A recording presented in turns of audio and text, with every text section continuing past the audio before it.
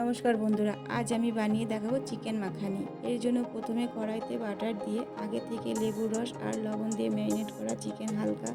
ভেজে তুলে নেব। এরপর আবার কড়াইতে তেল দিয়ে জিরে, লঙ্কা, তেজপাতা, গোটা গরম মশলা ফোড়ন দিয়ে কুচনো পেঁয়াজ হালকা ভেজে এর মধ্যে পেঁয়াজ, রসুন বাটা, আদা বাটা দিয়ে কিছুক্ষণ কষিয়ে নিয়ে হলুদ গুঁড়ো, জিরের গুঁড়ো,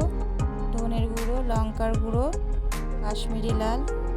চিনি, লবণ আর একটু জল দিয়ে কষিয়ে নিয়ে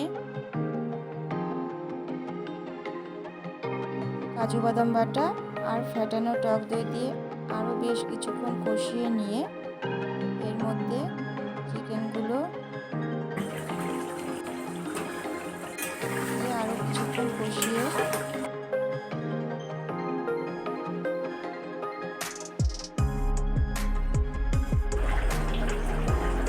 জল দিয়ে দেব। ঝোলটা ফুটে উঠলে